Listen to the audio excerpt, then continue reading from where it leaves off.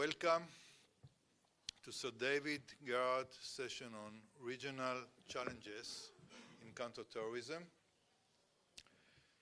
Sir David Garrard was a British philanthropist and a public figure who has played a vital role in fostering strong ties between the UK and the State of Israel.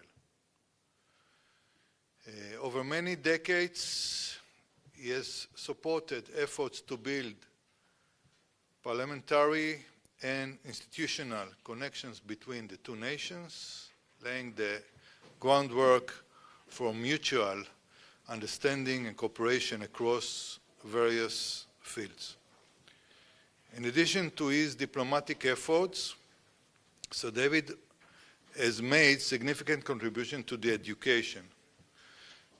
During the Sword of Iron military operation in Gaza, he has played a vital role in generously assisting Reichman University, ensuring that the institution could continue its operation and support its students during this challenging time. His long-standing commitment to supporting the academic institutions, promoting community warfare, and advancing Jewish education has left lasting impact.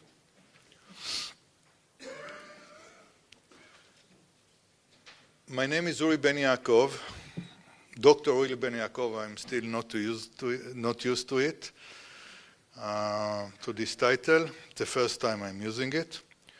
Got it 3 weeks ago.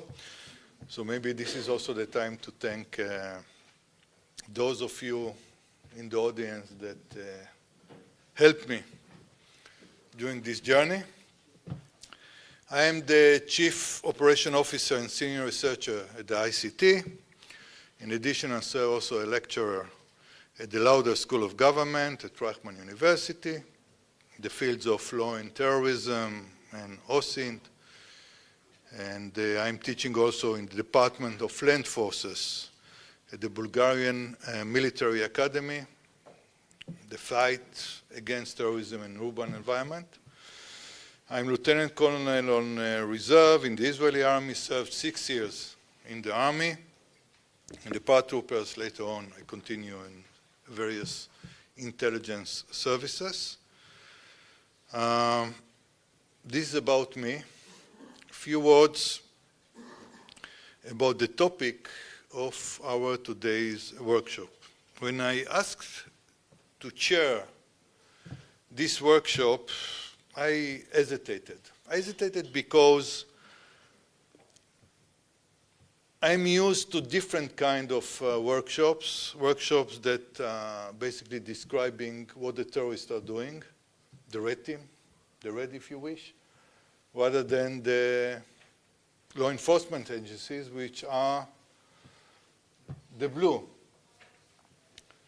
And therefore I asked myself a few questions. I asked myself how important cooperation is. What are we losing when cooperation is not in place? Or do we really understand what is cooperation? I think that the first 2 questions are clear. The answers are yes, cooperation is important. And yes, we are losing a lot when cooperation is not in place. But what about the third question? Do we really understand why cooperation is so important? I'm not sure about it, and therefore I would like to open this workshop with a short ancient Indian story that presents, in a simple way, the importance of cooperation. It's called The Blind Man and the Elephant. The story is about a group of blind people that living in a very poor village. They left their home for a short tour in the jungle. And during this trip, they suddenly bumped into something. It was an elephant, but they are blind. They didn't know that it's elephant. So they tried to determine what is this something by touching the different parts of it. Each person touches a different part of the elephant, and each comes away with a completely different understanding. The one who touches, I don't know, the elephant chest claimed that we bumped into a big, thick wall. The one who touched the elephant here claimed that they bumped into a giant leaf. And the one that touched the trunk talked about a giant snake, etc., etc., etc. The tail is a pipe. On one side, each of them was right about his own description. But on the other side, they were all wrong. Without the men talking between each other, without cooperating, sharing the information, analyzing it together, they will never discover that they bumped into an elephant and what the elephant truly looks like.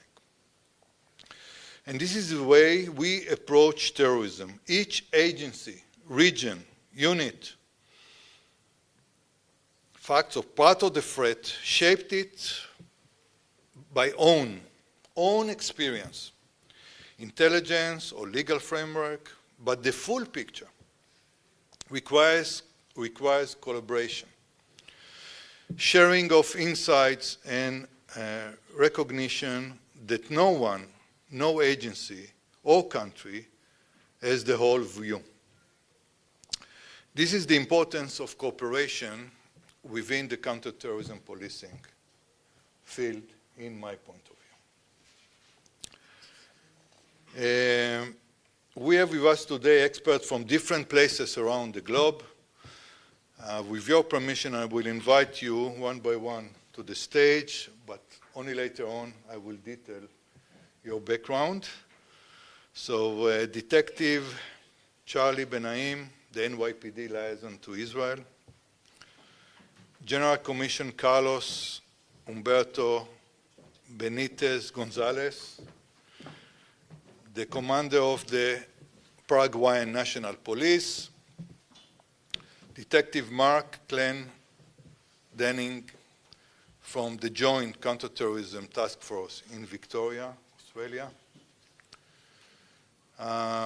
Assistant Commissioner Brigadier General Reserve, retired actually, Shaike Horowitz, and Brigadier General Dario Solombrino, the Guardia Finanza Attaché to Israel. Please.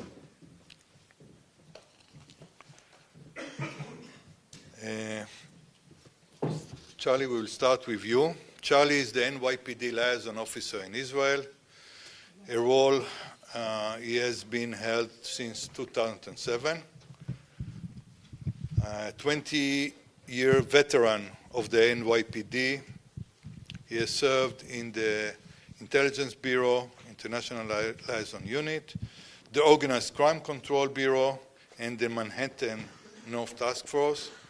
Born in Jerusalem, he served in the IDF 35 Airborne, this is the paratroopers, and holds a degree in forensic psychology from John Lay College of Criminal Justice in New York. Charlie, the floor is yours. מה שאתה רוצה, או אם יש לך מצגת, עדיף לך. כן. אתה לא מציג אותו? למה מה עשיתי עד עכשיו, נראה לך? לא שמעתי. אתה לא מקשיב למנחה. זה שלך, נכון? כן.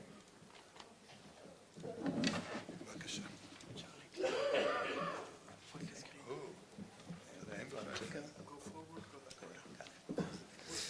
Okay,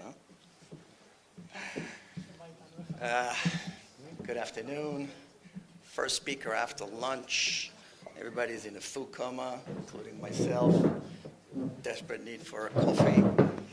But before I go into my presentation, I'd like to share a short story with you and answer the question, why police officers are called cops.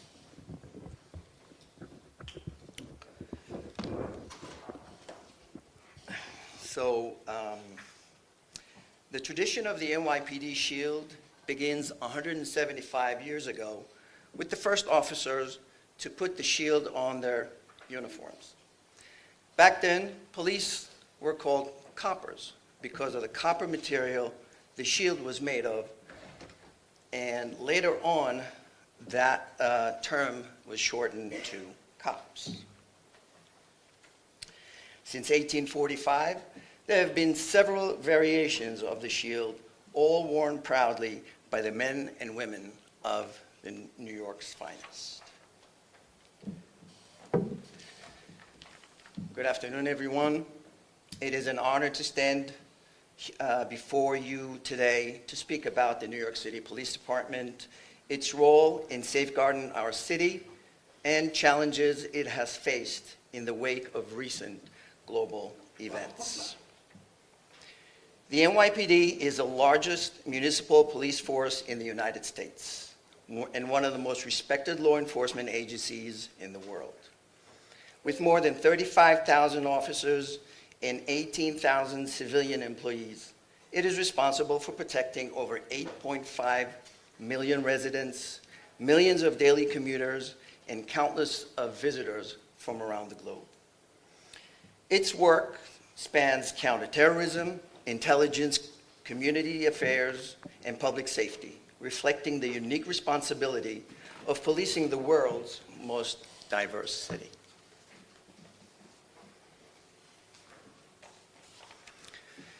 The October 7th, 2023 terrorist attack by Hamas in Israel reverberated far beyond the Middle East. For the NYPD, the event carried direct implications. As the largest Jewish community outside of Israel resides in New York City, the attacks heightened fears of retaliatory violence, threats, and unrest. The NYPD responded swiftly, enhancing security around synagogues, school, cultural centers, and high-profile locations. Intelligence Division and counterterrorism units worked around the clock to monitor global developments and their potential impact on New York City. The department's presence reassured communities while maintaining delicate balance between vigilance and public calm.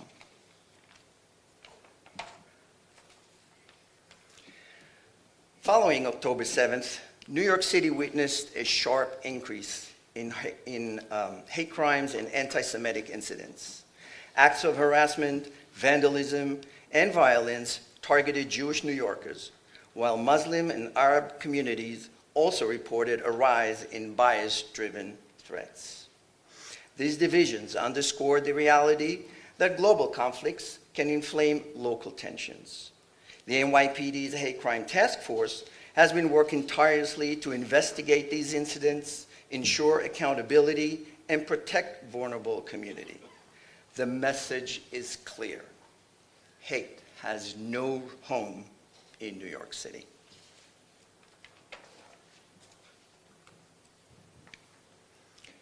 The NYPD's approach to combating terrorism and hate crimes is multifaceted and proactive. NYPD International Liaison Program. By stationing officers in key cities around the world, the NYPD gathers intelligence at its source. These liaisons provide early warning of global threats and strengthen relationships with international law enforcement partners. The NYPD has offices in Israel, Jordan, UAE, Qatar, the UK, France, Spain, Australia, Colombia, and in Washington, D.C., Arizona, and Los Angeles. The Joint Terrorism Task Force. In partnerships with the FBI and federal agencies, the NYPD participates in the JTTF, which unites local, state, and federal resources to investigate terrorism-related cases and prevent attacks before they occur. Operation Sentry. The NYPD Annual Sentry Conference is sponsored by the New York City Police Foundation. The conference is hosted by the NYPD and brings together hundreds of law enforcement officials from the US and around the world for dialogue on evolving terrorist threats and intelligence sharing. The conference is a hub for sharing intelligence tactics and threat assessments amongst domestic and international law enforcement partners. The NYPD Intelligence Bureau manages the Sentry program, enabling real-time responses to global and domestic threats. The REMI program. The NYPD REMI refers to the Radicalization and Extremism Mitigation Initiatives. It's a specialized program created by the NYPD's Intelligence and Counter-Terrorism Bureau to address threats of radicalizations, violent extremism, and terrorism at the community level. The purpose is to detect and prevent radicalization before it escalates into violence. Support individuals at risk of being recruited by extremist groups, domestic or international, work in partnerships with community leaders, educators, faith institutions, and families. The approach: the program uses community-centered strategy rather than only enforcement. Provides interventions, mentorship, and counseling for individuals flagged as at risk. Collaborates with mental health services, social workers, and educators to build resilience. In May 2025, Mayor Eric Adams announced the establishment of the Mayor's Office to Combat Anti-Terrorism, the first office of its kind in a major U.S. city, dedicated to fighting anti-Jewish hate. The office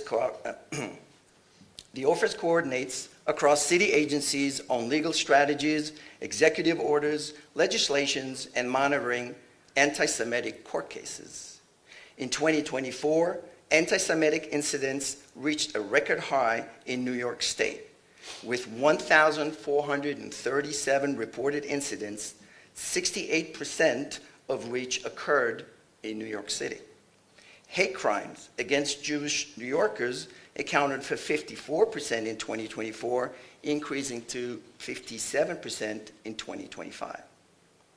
Together, these initiatives reflect the NYPD and City Hall's commitment not to just to react, but to anticipate and prevent threats to our city.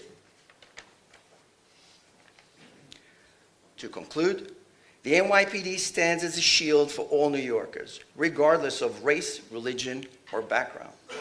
The October 7th attack reminds us that global effects can reach our neighborhoods in an instant, but they also remind us of the importance of resilience, unity, and vigilance. With strong partnerships, intelligence-driven strategies, and steadfast commitment to justice, the NYPD continues to protect the city we all call home. Thank you.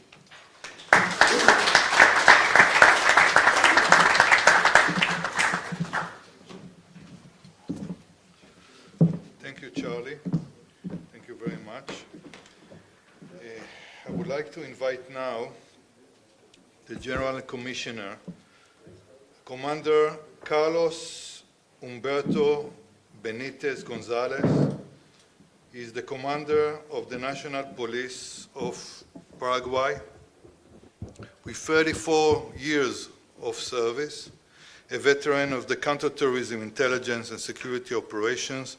He held the senior leadership positions across Paraguay's police and security institutions and trained exclusively with international partners, including the US and the Interpol. He holds a master's degree in police science and has been recognized for his contribution to the counterterrorism and public security. Sir, please.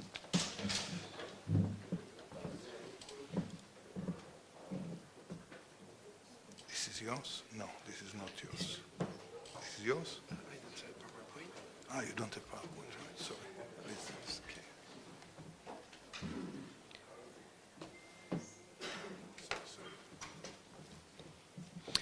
Good afternoon, everyone. I have a little problem with the technology. I don't have the PowerPoint presentation. It's a little bit, but a big problem.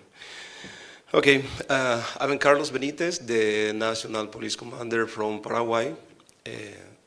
You know Paraguay? Where is Paraguay? It's in South America.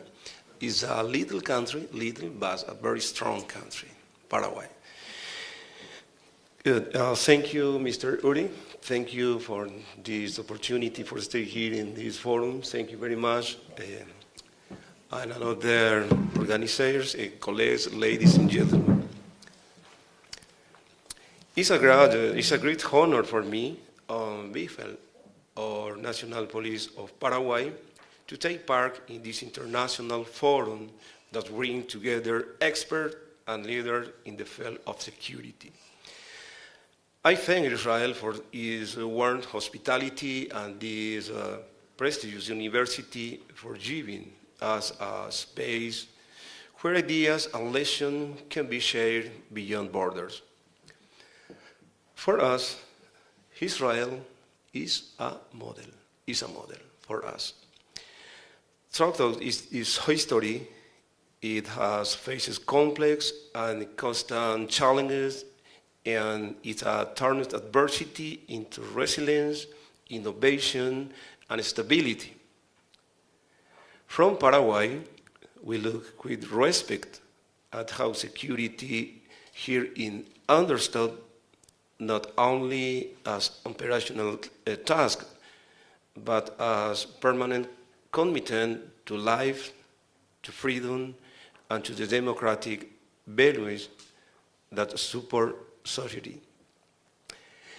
In Paraguay, we also face threats that test our institutions: drugs trafficking, organized crime, money laundering, and the work of illegal networks in sensitive areas such as the three-border area from Paraguay, Argentina, and Brazil.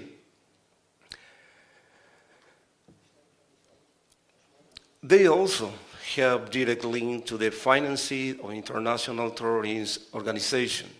From our experience, we know that organized crime and terrorism are different phenomena, but they are deeply connected. In this context, Paraguay has been at the forefront in our region by taking clear decisions against international terrorism. We have designated groups such as Hamas, Hezbollah, and the Islamic Revolutionary Guard Corps of Iran as terrorist organizations, fully aware of their role in the financing and carrying out illicit activities on a global scale. This decision reflects our commitment not only to internal security, but also to international security, because we understand that organized crime and terrorism are threats that affect us all. In Israel, the threats are different but equally serious: cross-border terrorism, attacks of the civilian population, and constant attempts to destabilize daily life. What connects our reality is one shared threat. No country can face these threats alone. Neither terrorism nor organized crime respect borders. That is why security must be seen as a collective effort based on the exchange of information, the transfer of knowledge, and permanent cooperation. On this path, we highly value the opportunity for training and professional exchange that can be developed within our countries. But beyond specific action, we believe that what is essential is to maintain and expand this effort, turning them into a strategy of mutual benefit. Paraguay is a small and distant country, but it clearly understands that security is also a matter of principles. That is why we reaffirm that we are and will always on the right side of history, on the side of those who defend life, freedom, and the dignity of their people. This forum at Richmond University is the best example that global challenge must be faced with knowledge, with cooperation, and with shared commitment. Here is not only about analyzing problems, but also about creating solutions together that go beyond borders. Under the leadership of the national government, the National Police of Paraguay has a clear duty to protect our population, to preserve stability, and to ensure that future generations can live in safe societies. This institutional commitment unites us with you, colleagues and friends of Israel, and drives us to continue working together in building a safer future. Let me conclude with a message of solidarity and hope that the hostages who are still alive in the hands of the terrorist group Hamas may soon return to their homes, and that those who sadly have lost their life might also be brought back to the rescued dignity among their family. Our deep wish is that the people of Israel may achieve a lasting peace where the security and dignity of every person are always protected. Shana Toma Umetuka and Israel Chai, Toda Rabba. Thank you very much.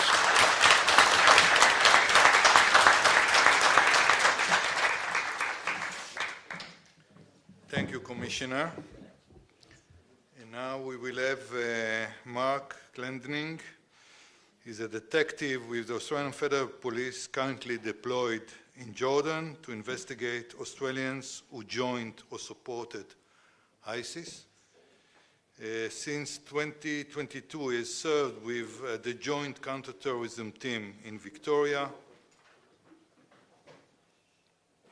contributing to major investigations into foreign terrorist fighters and cases addressing rising anti-Semitism, including the application of new legislation around the public display of prohibited terrorist organization symbols. Previously, Marc served 8 years with the Victoria Police in armed robbery, drug crime, and family violence investigations. He holds a Bachelor of Criminal Justice Administration from the Royal Melbourne Institute of Technology. Yes.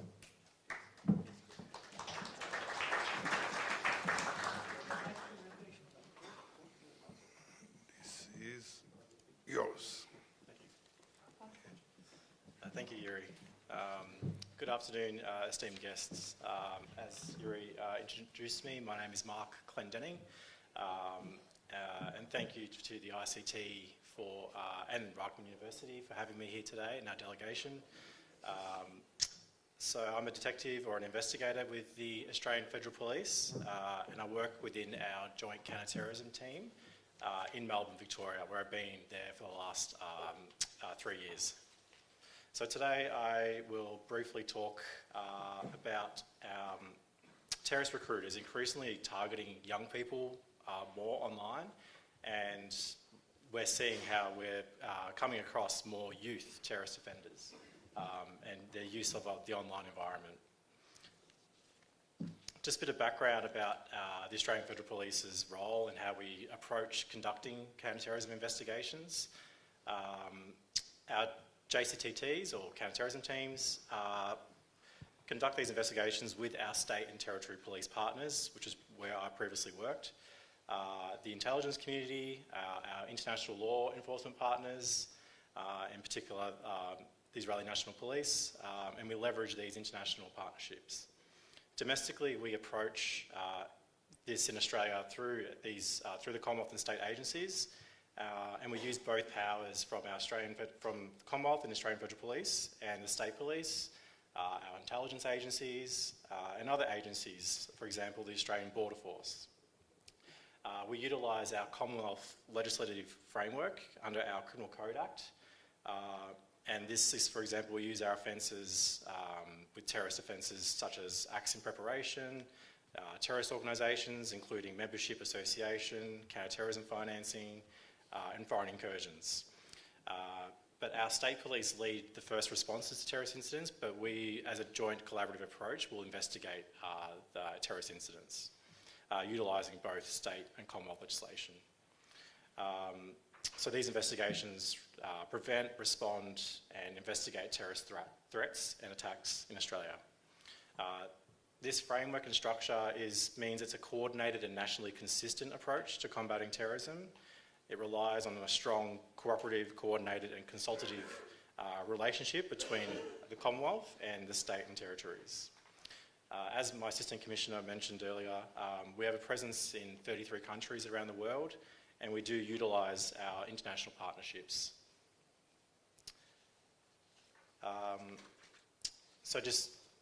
With our structure as well, it recognises the multi-jurisdictional and transnational nature of terrorism, and it means that we assist in mitigating any gaps associated with law enforcement's response, and it's a coordinated approach. So one thing in the previous slide is that our arrest threshold is reduced for counter-terrorism. Usually with other criminal offences, it's a reasonable ground to belief, whereas for a terrorist offence, my arrest power is reasonable grounds to suspect. So this just infographic here, I just wanted to include that just to how we approach, again, our counter-terrorism offender. So just our focus is obviously in the green castle, which is our symbol of counter-terrorism investigations. And that's obviously where I sit in the counter-terrorism team. Then obviously in the life cycle of a terrorist offender, it moves into the custodial management. And then we also have our enduring risk investigations. So the JCTT counter-terrorism teams are threat-based investigations, but our enduring risk investigations area is more risk-based investigations after the custodial management. So this is your post-sentence management, your post-sentence orders, your high-risk terrorist offender management. And then they obviously move back into the community. We have our known entity management, and also we have a convicted terrorist order scheme coming in, which is similar to a registry of convicted terrorist offenders. And sometimes terrorist offenders can just unfortunately keep staying in that cycle. So just quickly, just our current environment within Australia. Our national terrorism threat level is now at probable. This was raised in August 2024. It had previously been lowered from probable to possible in November 2022, but it has been raised. As we can see globally around the world, the counter-terrorism threat environment is diverse, it's increasingly complex, and has significantly evolved over the last 4 years. In Australia, we continue to witness an increase in threats and extremism across a variety of issues, including anti-government, anti-authority violent extremism, anti-Semitism, and the use of social media and emerging technologies to enable, produce, disseminate, and amplify messages of hate and violence. As you can see in the slide there, our current caseload from those risks within the AFP, 55% is religiously motivated violent extremism, 35% is our ideologically motivated violent extremism, and then we have 5% caseload of mixed or unclear ideology, which is that is now expanding. Across this caseload, we are witnessing an increase in the overall consumption of violent extremism material online, with individuals seeming to be drawn to violent extremist material more generally, rather than with strict alignment within ideologies. What is concerning for the AFP is the normalisation of violence across society today. This is facilitated by the unabated access to extremist content online, in combination with high levels of intimidating, violent or intolerant rhetoric that increases the exposure of extremist ideas and likely serves as a gateway for some to violent extremist beliefs and ideals, particularly anti-Semitic. A particular focus of our the investigations conducted by the joint counter-terrorism teams, particularly including my team, have involved young people. Identifying and disrupting threats of terrorism is becoming more challenging, and we're seeing this globally, given many offenders are previously unknown to law enforcement, and they have, as I said before, a mix of ideologies now. They tend to act alone and can mobilise violence quickly. I'm going to talk briefly and focus on youth in terrorism and the online environment as the topic today. So youth in terrorism, particularly in the Australian context. Since January 2020, the AFP, alongside our JCTT partners, have commenced numerous investigations, conducted operational activity in relation to 45 individuals, and they were 17 years old or younger, with the youngest being 12 years old. The AFP has seen a steady rise in the number of young people unfortunately involved in our CT investigations. And this, we believe, is the extremist groups are deliberately targeting young people as they're vulnerable individuals for radicalisation, including anti-Semitism. We are, as I said, witnessing an increase young people being investigated for terrorism-related offending, and this can be attributed somewhat to the increased time spent online, where we are seeing a concerning number of young people being radicalised, including through self-radicalisation and accessing and sharing propaganda. And as on the slide there, this creates this online echo chamber where these individuals that are vulnerable, they're youth, they don't have access to alternative content or critical thinking and other views, and it just reinforces this extremist ideology. The process used by extremists to radicalise young people often differs from adults, and there's unique risk factors and vulnerabilities with childhood and adolescence, particularly social isolation, peer influence, mental health challenges, neurodiversity factors, which we see a lot of that are common themes, identity crises, grievances, active online engagement with extremists, and triggering or traumatic events. Where possible, the AFP tries or prioritises therapeutic pathways instead of an arrest to prevent and disrupt young people at an early stage, as entering young people into the criminal justice system is not often in their best interest. However, this approach may not suffice, and when an immediate threat is identified, a law enforcement response through investigation will be applied. So that leads into the online environment. While individuals may have offline influences and behavioural factors, the online environment allows for initial access to widely available violent extremist material. It enables communication locally and globally to fellow violent extremists, and often occurs with limited offline indications of their behaviour. Platforms include social media, encrypted apps, and gaming chat rooms or Discord servers. It can't be ignored of the importance of various social media platforms and environments in the exposure of individuals to violent extremist content. The numerous platforms and environments provide people instant access to this content of varying levels of ideological and violent intensity, from material which subtly hints at racist ideologies and associated theories through to overtly violent extremist material, including incitement of hate, violence, threats towards communities, including the Jewish Australian community. Multiple media outlets have reported on openly violent extremist or racist content which has been created in online environments, particularly Minecraft, Roblox, and other games. And this morning I heard and learnt about Magic City as a game, which is an emulation of Grand Theft Auto. We believe this has likely come about from the extended lockdowns and more time spent online during the COVID-19 pandemic. So just the challenges as a law enforcement with youth in terrorism. Obviously it's privacy is the first thing. Social media platforms have been moving back to less moderated spaces, particularly Facebook, Instagram, with increasing privacy controls. In the past decade, both adults and minors have moved away from meta applications to less moderated platforms to be able to freely access and distribute material, which was racist and overtly violent. In addition, in Australia, we've seen courts show greater leniency and not impose harsher sentencing to terrorist-related offending, particularly with youth. We've seen reviews of police intervention when dealing with youth offenders, and how does that act as a deterrent? For law enforcement, there is an ongoing battle with investigating profiles and users and levels of encryption and anonymity, particularly with extremist material and violent extremists. For the future, the development of artificial intelligence is occurring at a great and rapid speed and has the potential to enable security-relevant activities, particularly the creation of propaganda material and the collation of material of security concerns, such as instruction manuals. In Australia, we are seeing a new law has been implemented this year that will raise the minimum age to 16 for social media accounts, including Meta applications, Twitter or X, TikTok, and that puts the onus on platforms to take reasonable steps to prevent underage users from creating accounts.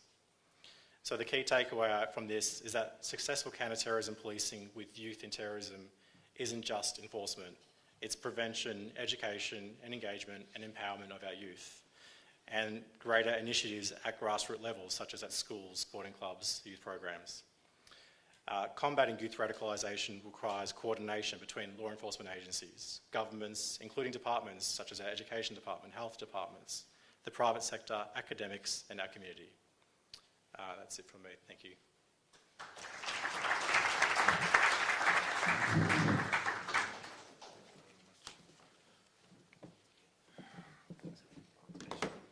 Okay, the next one will be Assistant Commissioner retired Shaike Horowitz, served the State of Israel for 35 years and is one of the architects of the Israeli law enforcement counterterrorism doctrine. He commanded the national bomb disposal operations during the Al-Aqsa Intifada and served as the Israeli National Police representative to the Prime Minister, Counter-Terrorism Command and National Security Council. He also held senior operational roles in the police headquarters and led the Ministry of Public Security Community Policing. Today, Horowitz specializes in planning and management of large-scale security programs and counterterrorism doctrines, providing guidance to public and private institutions on various subjects, including personal security, infrastructure security, installation, and security technologies. Shaike. Thank you and congratulations, doctor. Thank you. I have here something. Thank you. You are a doctor, no? People are saying so. יש לי באוזן משהו, תבדוק אותי. נבדוק תכף. יאללה. הצלחה. תודה. Hello, everyone. Before I will start my lecture, I want to explain a little bit about the Israel police. I'm not a police officer anymore, but I'm still in the family. And in the law enforcement, where you're rich in, you are stay there for all your life. So I hope that I am here in my family, and I will try. Now it's okay? Yeah, ask me. Okay, to explain a little bit about the Israel police, and then we are going deeply in the topic of the cooperation between the Israel police and international law enforcement.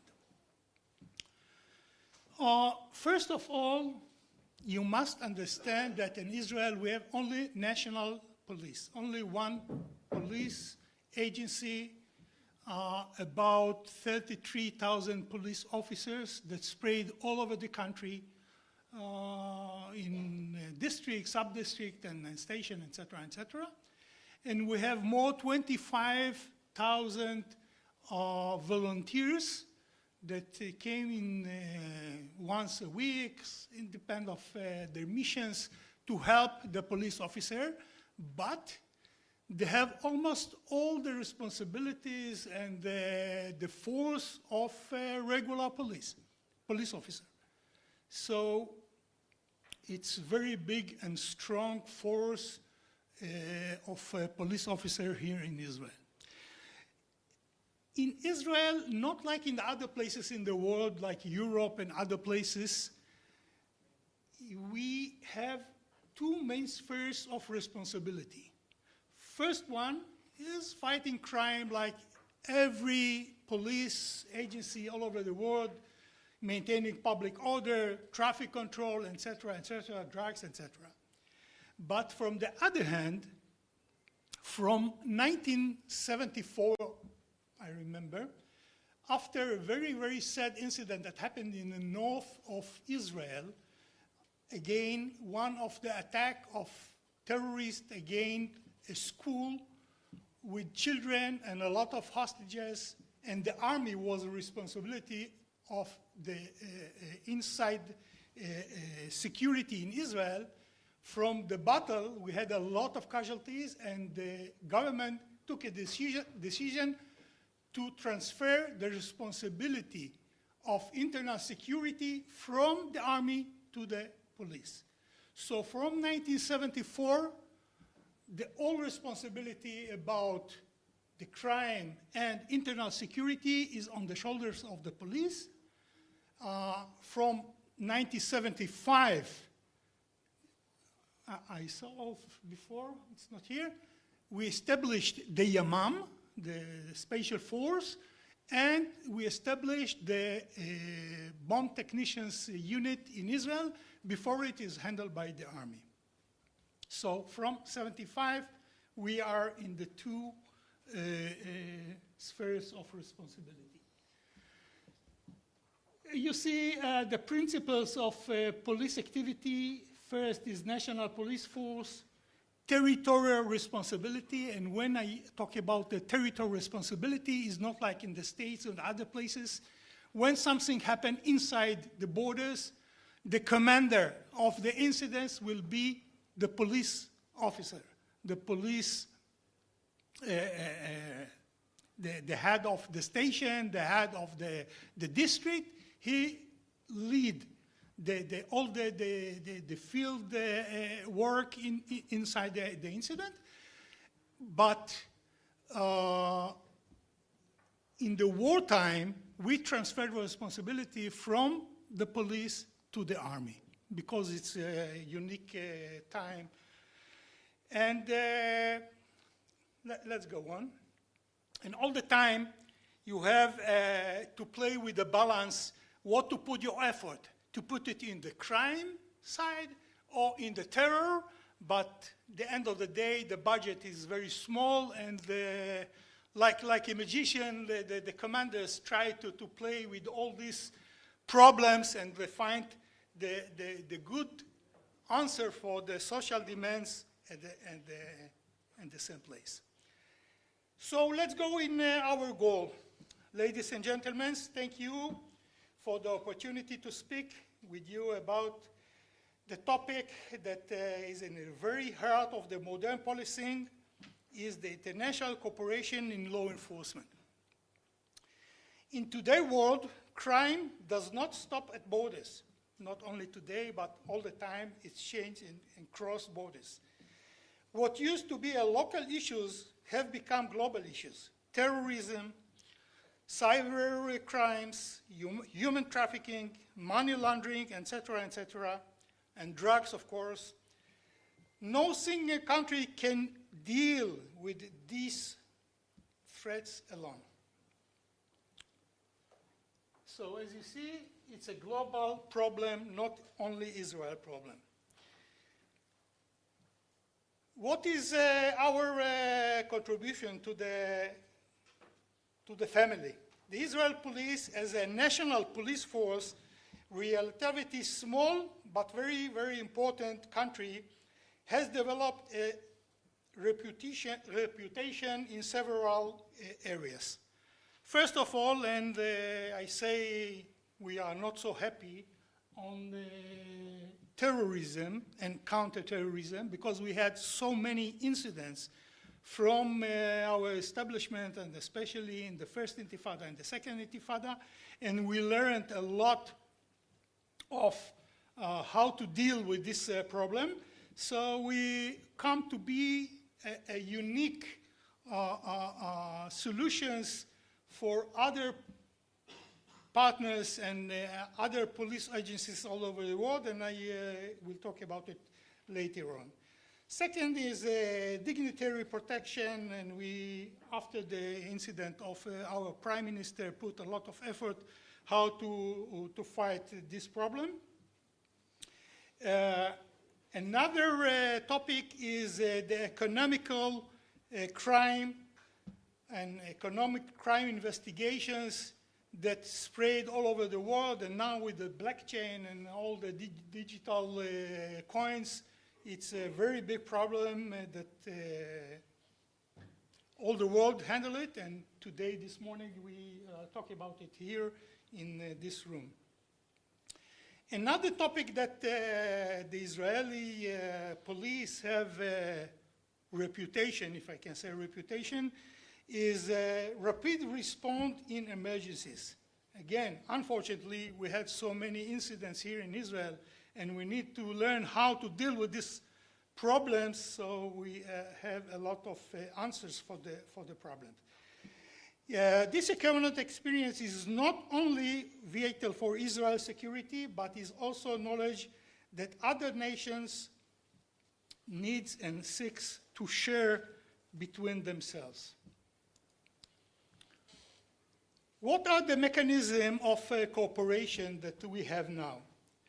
Israel police engage in international cooperation through several main channels. First of all is the Interpol. Interpol, everyone knows the Interpol.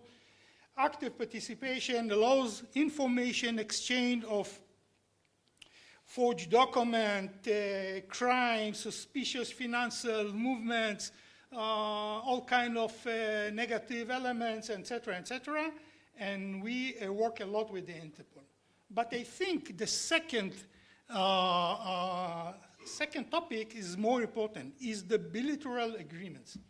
And I think now in Israel we have something about 15 plus minus of liaisons from all around the globe. And this officer exchange that some of them come here and we send to other places, I think also something about, Charlie, 15 officers that Israel sent around the country, around the world. And they have all kind of cooperation about joint training and joint investigation around the world. The third topic is counterterrorism, and the counterterrorism cooperation, we are very famous, again, unfortunately. We sharing operational intelligence and help to prevent attack abroad, and later on I will tell you about some incidents that we handle also. And the last one is cybercrime, partnership with international agencies to fight ransomware, data theft, and online fraud all around the world. What are the challenges? Of course, international cooperation is not without any challenges. First of all, is different in legislation that complicate investigation, extradition. Of course, every country have their laws and legal concepts, and we try to find how to gap between the gaps, how to bridge between the gaps, and this is the first challenge. The second one is cultural and language gap, and you know, not everyone speak English, so some of the places you must find the right language. And just a small secret we have in Israel, all the languages you can find here in the police also. So we find for every country almost in the world the right person to can talk with the others in Chinese, in Japanese, etc., etc., etc. And the last challenge is balancing security with privacy and concern that democracies worldwide are facing. It's not so simple, this issue, because some of the places is unique, and you must to strong for the privacy of the people. Okay, some stories I want to tell you about cooperation. First of all, it happened in 1990 as a car bomb exploded nearby the Israeli embassy in London. As a result of the explosion, many people were injured. The relationship between me and the management of the London bomb squad was excellent. They visit here a lot of times, I visit there a lot of times, so, and this is the one of the most important thing, to know each other face to face. Not only by emails and, I don't know, telephones. It's very important to meet the people and look in the eyes, the white of the eyes, because when you have the friendship, this is the main goal, okay? And all the mingling and all the meetings that we have inside and this and the other meetings, this is the most important thing.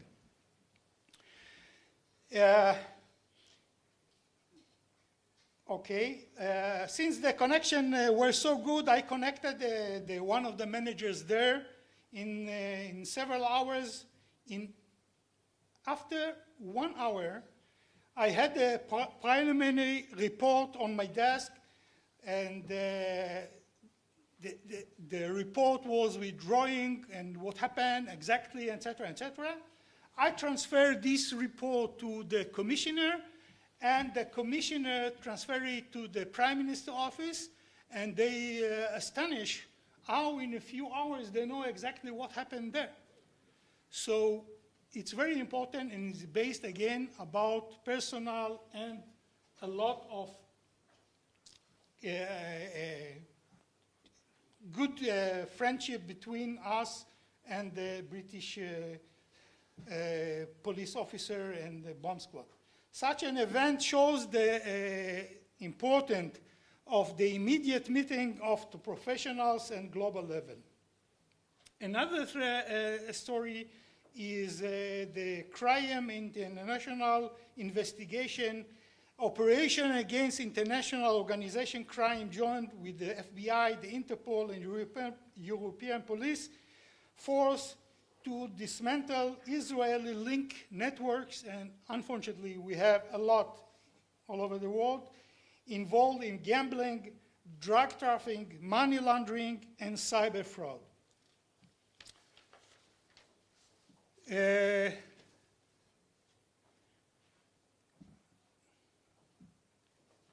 Counter-terrorism and security. We support in terror investigation abroad. Israel police helped a lot with all kinds of incidents that happened in Paris, in Brussels. We had a lot of incidents that we worked together with Buenos Aires, Argentina police agencies and their intelligence. It was in 1992 and 1994 against the embassy of Israel in Buenos Aires, and then against the AMIA buildings. And we bring a lot of evidence from the sea to the police that they can connect between the people that made this incident with the incident itself. Another thing that we share with the world is institutional and strategic cooperation. Like we work with the Interpol and the other agencies. We have a lot of joint seminars and working group with officials from US, Europe, and more. Not only on counterterrorism, we had with our Ministry of Internal Security very good programs with the Canadian, with the Germans, with the, you name it, all over the world. And Nathan is sitting here. He was one of the guys that bring most of the ministers of security from all over the world to a very big incident here. We try to share our knowledge about suicide incidents with all the countries in the world. I was in the few, we can see workshop with Germans, with the Americans, with you name it, to explain what we learned from the incidents, what kind of things we think they need to take from us, and of course to build by themselves the procedures and the modus operandi of themselves.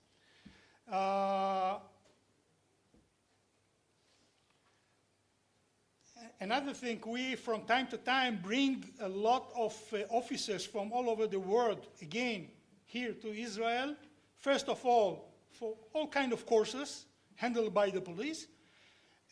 But the most important thing is not only to teach them how to handle incident, but also to meet each other.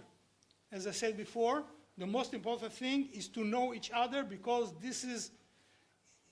ego is the big problem. So you need to find how to reduce the ego from the people, and if you know someone privately, the egos go down, it become better. Okay, what you are looking ahead, the future of law enforcement cooperation lies in real-time information sharing. It's very important, not year after or 2 years after, to be in real time. Global data platform is a dream. I don't know if it will be happen, but it's very important, especially among professionals. Just to understand, the Yamam and the GS9 and the NOx from Italy, and that, they have all kind of common platforms that working together, and it's very, very important. And all kind of advanced technologies, AI, big data analytics, and biometric identification.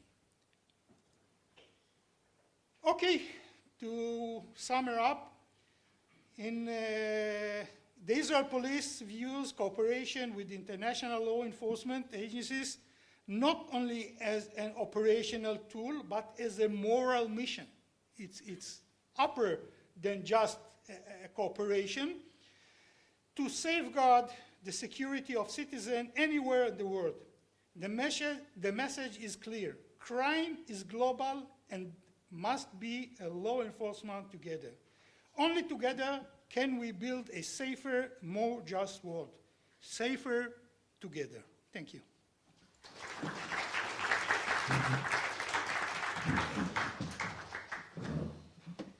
Thank you, Shaike, for the very detailed and practical presentation. Brigadier General Dario Solombrino joined the Guardia de Finanza in 1985 and has held key leadership roles in the fight against organized crime across southern Italy, a few provinces. He served as a provincial commander in 3 different major Italian provinces and was promoted to Brigadier General in 2019, holding degrees in law and economic financial security. He was named an Officer of the Italian Republic by the President of the Republic in 2022. Since December 2023, he has been stationed in the Italian Embassy in Tel Aviv as Guardia de Finanza Economic and Financial Expert. Dario.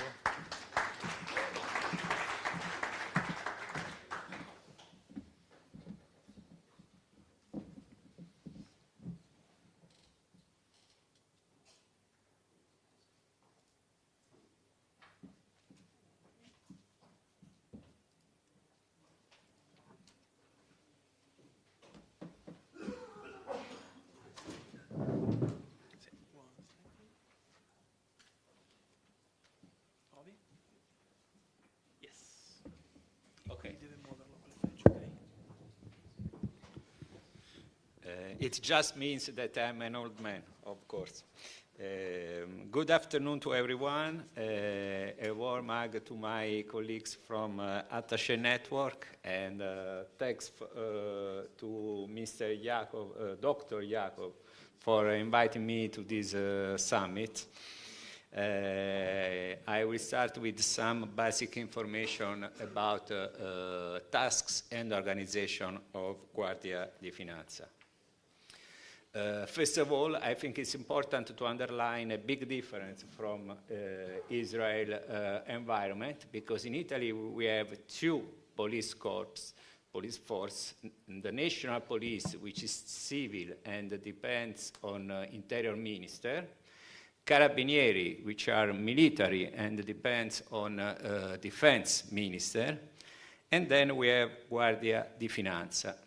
What is Guardia di Finanza? Guardia di Finanza is probably a unique model in the world, because we are a police force with a military structure, but we refer to directly to the Ministry of Economy and Finance with general competence in economic and financial matters. At the same time, we are part of the integrated armed force system.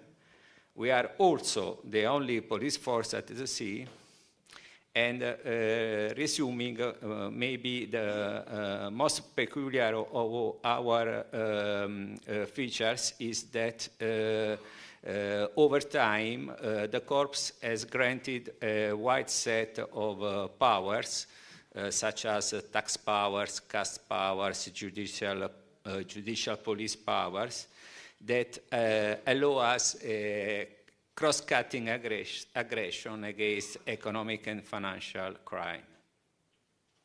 As I mentioned above, we are the only police force at sea, so this means that our air and naval division has the exclusive responsibility for carrying out economic and financial police functions at sea, combating illicit trafficking and monitoring illegal immigration in territorial waters. This is, as you can imagine, an important and delicate task, because Italy is surrounded by more than 8,000 coastlines. And so every day we have to face the widespread phenomena of the illegal immigration by sea, especially in the south from Africa. Just some few words about our organization. We are almost 60,000 people, divided into different categories. In the slide, you can see the photo of our headquarters, which is located in Rome, on which three large macro area depends: operational, training, and technical logistics. About our operational activities, it is carried out by territorial units, more than 800 territorial units at a different level, of course, located through the national territory, and then by the high-end sea units, and also by special units that have a national competence for the most relevant cases in specific subjects. The most important our special units are the Central Service of Investigation on Organized Crime, on which 26 anti-mafia investigative group depends. They work closely with the Anti-Mafia Prosecutor Office. And another important, our special unit, Special Currency Police Unit, which is in charge to deal with everything is connected to money laundering and terror financing. What we are, what we do. These are, in the slide you can see our three strategic goals that we define strategics because are preeminent for us. And in addition to these goals, there is another one that we define structural because it's connected to our role as a police force. So we have to contribute to the maintenance of public order and safety, along with the other police corps, Polizia and Carabinieri. Something about our strategic goal. The first one is the fight against tax evasion, tax avoidance, and fiscal fraud. In this area, we support the revenue agency, but as economic and financial police, we focus our operational activities on the most important tax crimes, illicit crime, especially the tax fraud carried out by very often by structured organization through the issuing and the use of fictitious invoices, phenomenon that I know is very common also here in Israel, and the creation of shell companies. And this is a field where there is, in our experience, a very thin border with the organized crime, because they used the fiscal fraud to launder the money. Another area is what we call shadow economy, where a large part of tax evasion is hidden because Italy is made out by a lot of small manufacturing companies. Okay. Our second strategic goal is the fight against fraud on public funding from national or European Union budgets. Is the area of the waste of public money, of the white-collar crimes.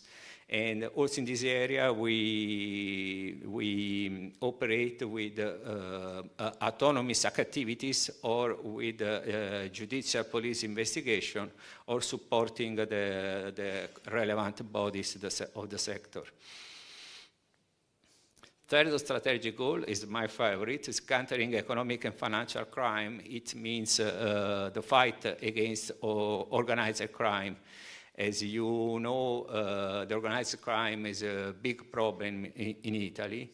We have at least 3 transnational criminal organizations, very, very powerful: Mafia, Camorra, and 'Ndrangheta.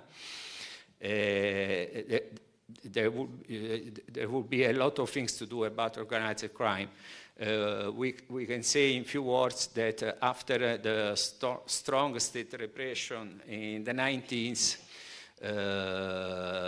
our organized crime began a process of transformation and immersion in the legal economy, renouncing to challenge the state and to kill the state servants, most famous the judges Falcone and Borsellino.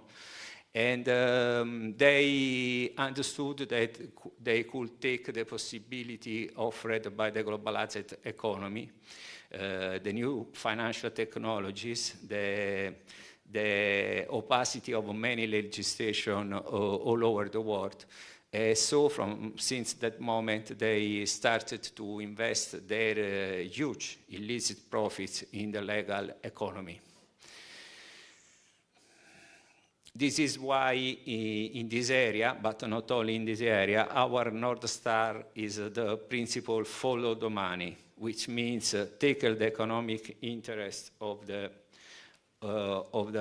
assets of the organized crime, and deprive criminal organizations of their financial sources through both criminal police investigation and verification on assets, financial verification on assets, also by using a specific software.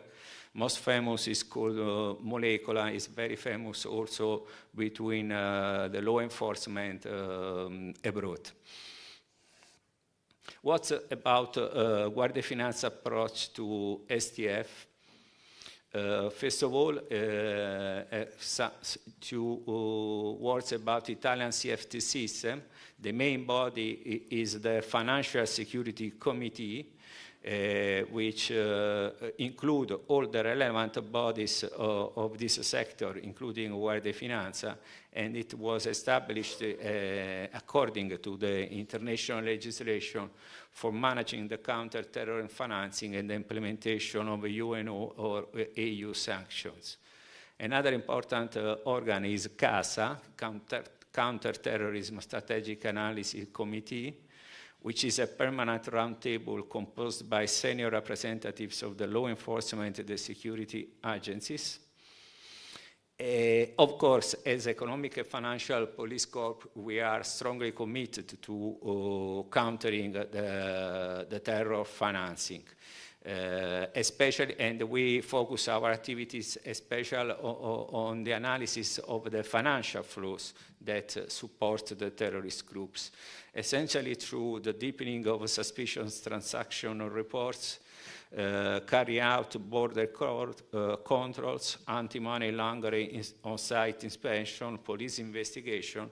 In this last year, we are investing a lot of sources on the technologies that allow us to explore the cryptocurrency payment.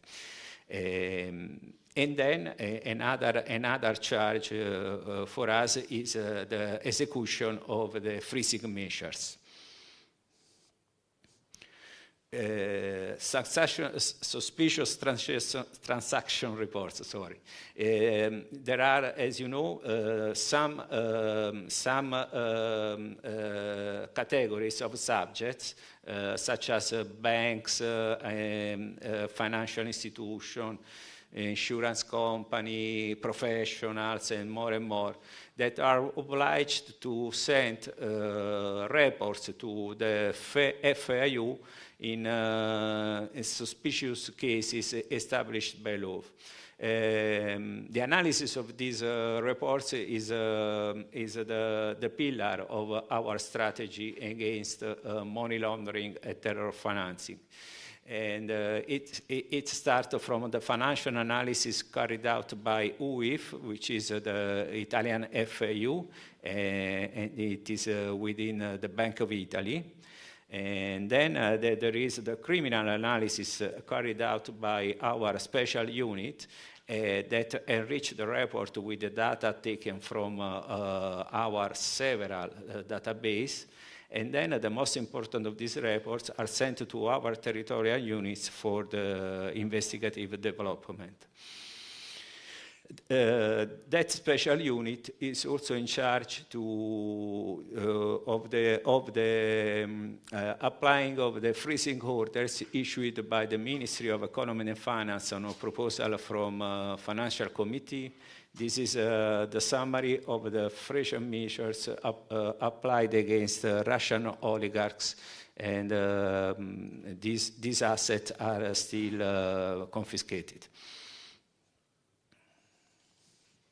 Let's briefly move on to an operational case, just to underline how much is important for us the analysis of the financial flows, and in particular in this case of a suspicious transaction reports, in this case sent by money transfer, because in this report were highlighted some suspicious elements. Different payment, but made in the same day of the transaction, same agency, for the same amount to the same receiver. The investigation quickly started thanks to an international cooperation with French authorities. We identified the receiver, which was a Lebanese citizen connected to foreign terrorist fighters. But we don't stop it there, because starting from him, we developed a very wide investigation through wiretapping investigation, social media monitoring, financial investigation, and more. In this slide, you can see the results that we reached We discovered that 42 financial collectors operating in 49 countries received more than 1,000 transactions for an amount of millions of euro. Okay, just to close, a few words about the international Guardia Finanza engagement. It means why I'm here in Israel. I'm so lucky because Guardia Finanza, because of transnational features of the economic and financial crime, which are the heart of our mission, Guardia Finanza understood that we had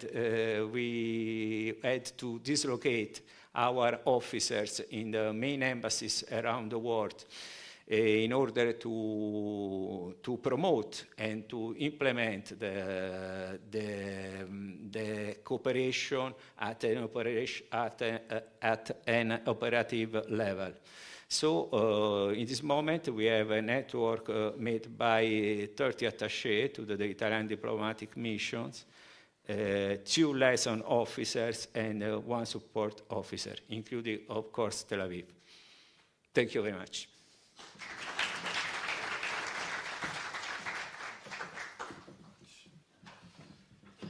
Thank you, Dario.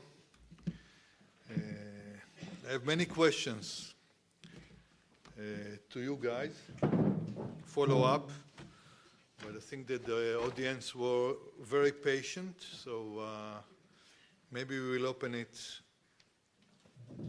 for questions from the audience. Do you have any questions? Please. Please present yourself and then... Hello, I'm Hannah. I was wondering for Charlie, in terms of the NYPD and counterterrorism, with the potential of the mayor coming in who wants to defund the police, how will that affect the city's ability to counter terrorism and defend the citizens? You're talking about the new mayor that's coming? I mean, potentially. Potential. Wow. Wow, that's a pretty loaded question. Some of it is political, which I'm not going to touch. But generally speaking, I think it's important that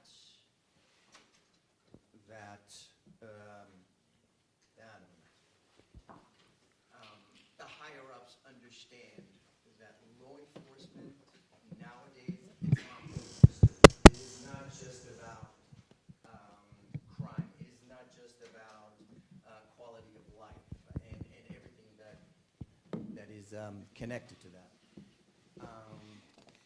Nowadays, terrorism is a big aspect of law enforcement. And like I said in my presentation, events that are happening overseas can real quickly affect other places in New York City. And so it is important for the NYPD to keep tabs about what's going on elsewhere, because, and in that way, stay ahead of the game. Because we don't want to be just a reactive police department, we want to be proactive. So by fostering relationships and partnerships with other law enforcement agencies, we are able to learn how these agencies, and wherever they are in whatever countries, how they deal with terrorism, what we can learn from these agencies, bring back to New York, adjust it to our protocols, because we want to ensure that another 9/11 is not going to happen, not only in New York City, but anywhere in the world. Thank you, Charlie. Other questions from the audience? Yes, hi, I'm Ted. Nice to meet you all. Thank you for the great presentations. So my question for any, so what do you think is the most challenging part of your job in your career? What is the most challenging part? to ICT. It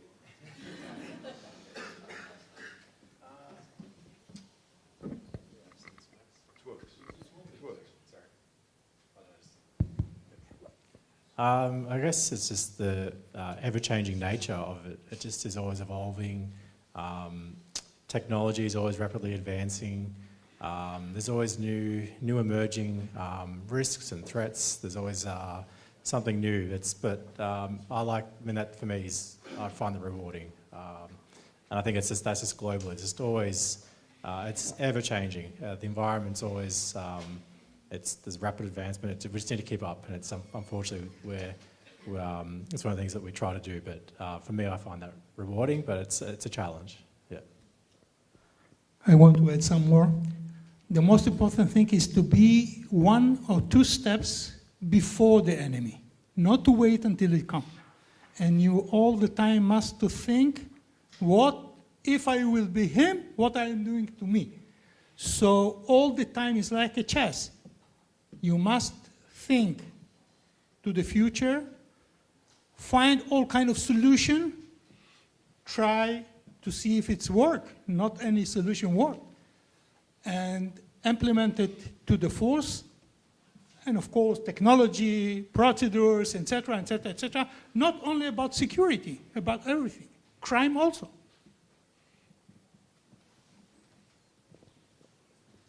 Anybody else from the panelists? Okay, audience, back to you. No more questions. Yes, please. I'd like to know, Can you present yourself, please? what's the construction of your relationship in New York City between you and the federal agency, Israel and the federal agency, and you as a representative of New York City, the relationship with Israel? From New York. Okay, so let me start off by saying that our program started right after 9/11. 2002. I remember the date. No, Correct. now No, they you're started. right. You're right. And we realized that we're not going. The NYPD is not going to rely on the federal agencies to share information with us because of what happened 9/11. We're going to go out and do it independently. And we've approached certain countries, and we've asked to send detectives, sergeants, lieutenants at the time, to learn from these countries how they deal with terrorism, and again, what we can learn, bring back to New York, et cetera, et cetera.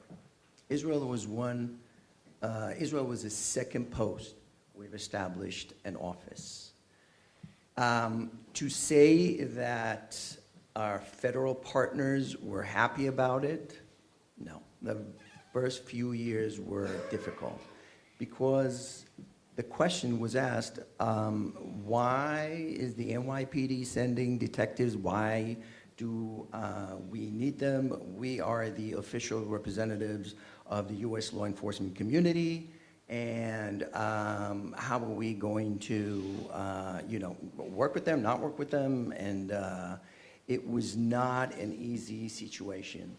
But over the years, we realized that if we work together, we can actually support each other's mission, not only in Israel, but in the U.S. As well. For the Israelis,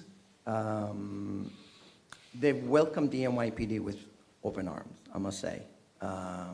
I don't think that we've had any issues with them sharing information, sharing tactics, sharing best practices. And again, over the years, even the Israeli police learned how to work not only with the federal agencies, U.S. federal agencies, but also with the NYPD.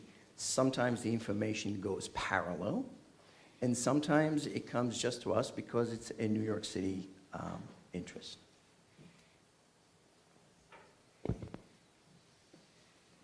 Please. Please present yourself. Oh, sorry. My name's Devin from the United States. That's more important. Yeah. With the Russia-Ukraine war showing the viability of commercial drones as IEDs, have you all started in your different departments considering them as a next front for terrorist attacks in terms of shopping malls, cafes, etc., and with relatively low cost, but the high impact that they could potentially have? I guess I'm talking about. I will invite you to get the answer tomorrow, 4 o'clock, while we have a specific panel that deals with the future of terrorism, including technologies, AI. It will be interesting. So you will get your answer there. Please. My name is Mike Gordon. I'm from Michigan.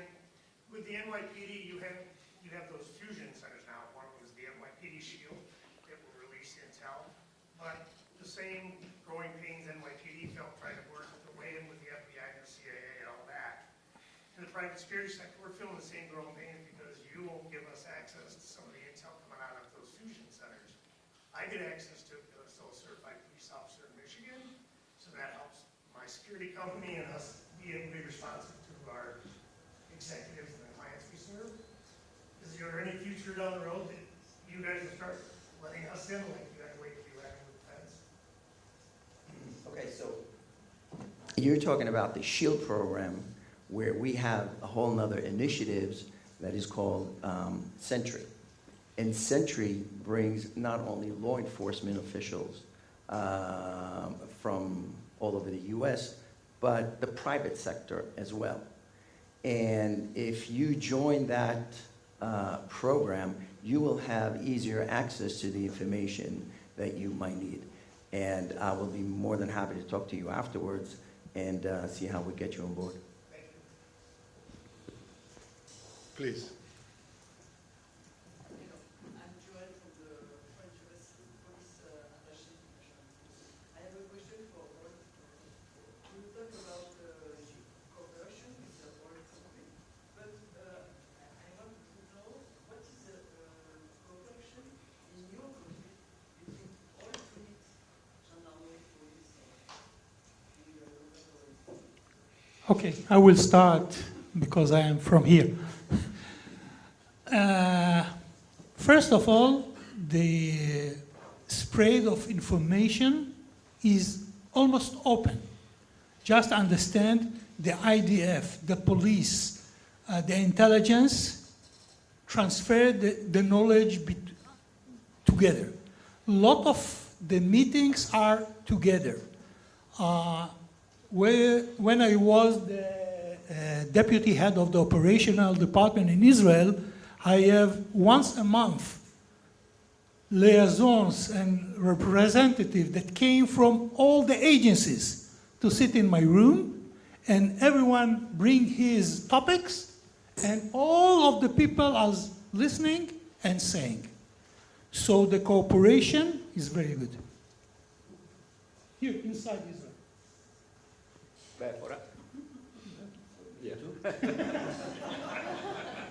This is cooperation. It works. This is cooperation. Yes. For us, it's a difficult question because, as I mentioned above as I mentioned earlier in my presentation, in Italy we have 3 police forces. So the relationships are not always easy. The overlaps are frequently, and jealousies as well. And so, but times are changing because there are so many challenges for us, like for every country, that we used to say there is work for everyone. There is work for everyone. I want to add something. When we are in cooperation with other countries in the world, we are not coming there to teach them. Nothing. We are not teaching. We are saying how we deal with the problem and our procedures. You can take it and you can live it. But understand it's work in Israel. I am not here to teach you nothing, because you have your procedures, your regulations, etc., etc. And the main important thing of cooperation, they will take all the things they need to their procedures. Okay? We don't enforce them to take nothing. We not teach them. We just show them. I'm going to try to answer your question from an outsider point of view. I've had a few opportunities to respond to a scene of a terror attack here in Israel, and actually observe how the different departments and the different agencies working together. And that says something about the level of cooperation between the different entities here in Israel. So they will establish a command and control room, post, tent, whatever the case may be, and you will have representatives from the police, from the ISA, from the military, from the local municipality, and first aid, EMS. They all come together. They all share the information. They all bring their capabilities, knowledge, and expertise to the room. They work the problem, and then they go back to fighting afterwards amongst themselves. But the idea is that there is a situation on the ground. We need to deal with it, and we're going to check our egos aside, deal with the problem, and then move on.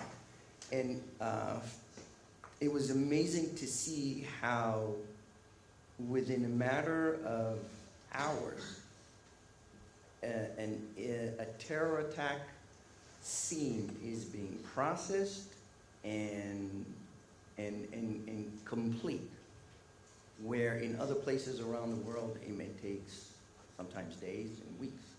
But here, unfortunately, because of the experience that Israel has with terrorism, the different agencies, the different groups have learned to work together, including civilian entities like Zaka. Imagine a civilian organization that is working alongside the police, the bomb squad, the military on the ground, exactly where things happen. We don't allow that in New York. Okay, once there is a scene, it is completely controlled by the NYPD. We don't allow civilians to come in. But here, it's different, and it works. The most important thing is the show must go on. So you must to bring the life as soon as possible back to the life. So you clean, you sweep the roads, and the people inside. The show must go on. Thank you. The show must go on, please.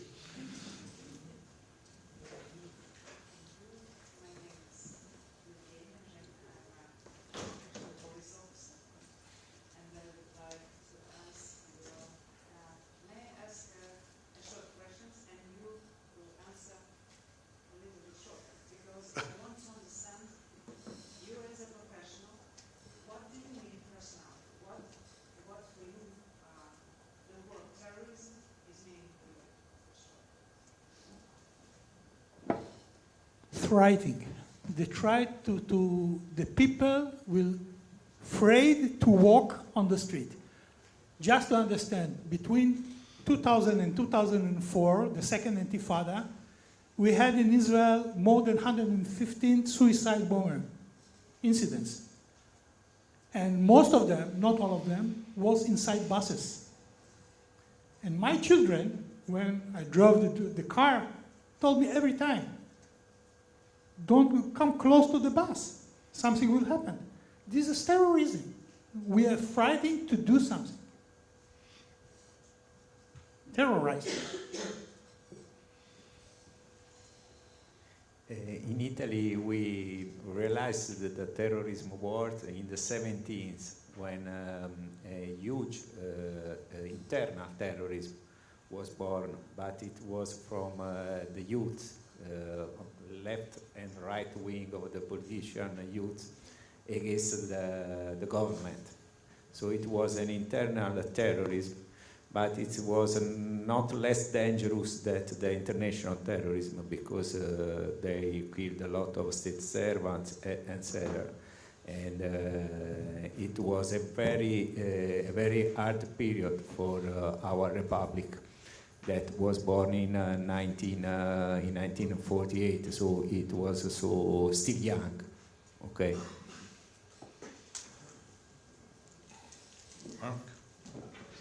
I was just going to say, yeah, for me, I've only worked in this space for the last 3 years, but I think for me, it's just terrorism just goes against the heart of society. It just goes against the whole fabric of it all, and just tries to disrupt, destabilise it all, and yeah, whatever means necessary. Unfortunately, that was a very short answer.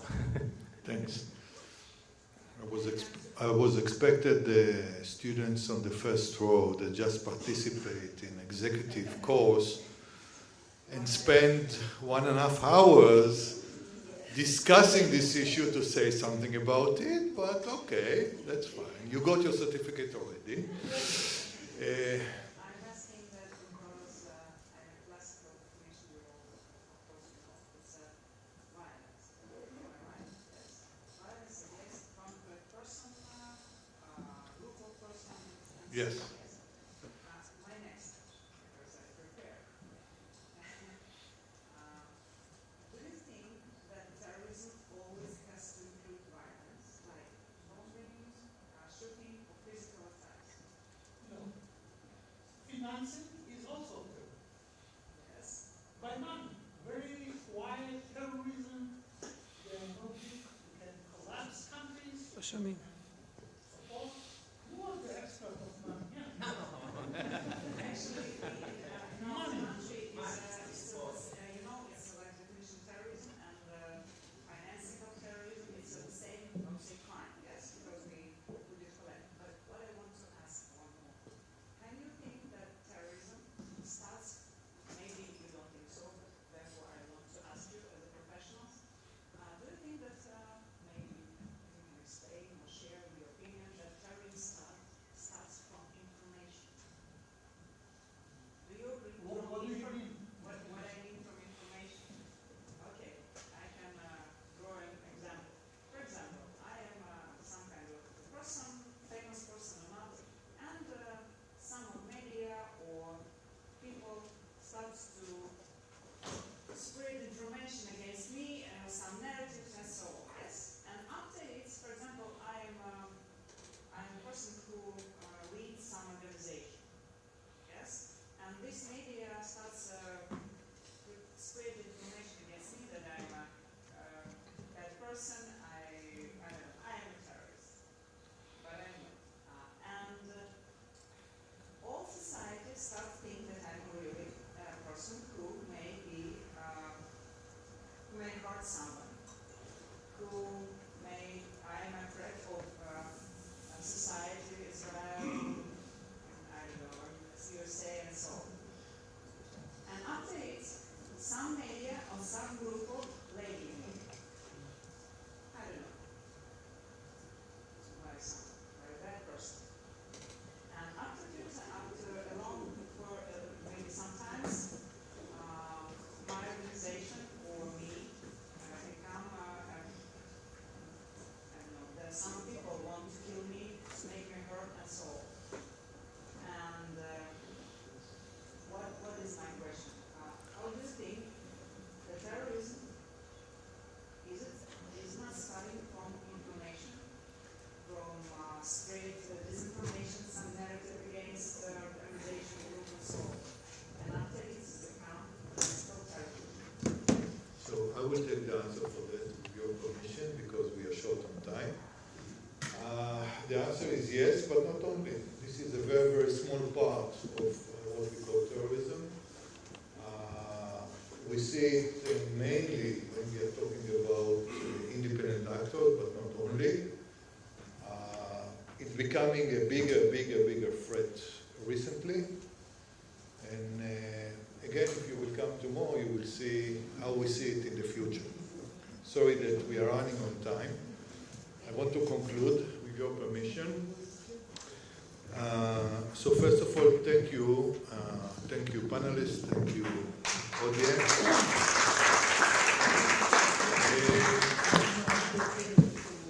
One of the things that I didn't want to say in the beginning, and I still think that this is one of the major problems in the field of cooperation, is something that none of us mentioned, and this is cooperation between the civilian, the industry, and the law enforcement agencies, something that with the new technology becoming more and more important. And the second one is the place that we are sitting now, which is the cooperation between academics and law enforcement. And Charlie, we talked about it 1 hour ago. I got instructions from Edo saying that now, immediately, you need to go to the auditorium for one-on-one between former Minister Gallant and Leo Lotan. And if you behave yourself and you will be there on time, after that you will get tons of coffee and sweets. And he's Italian, so if he's saying that's something responsibility. Thank you very much.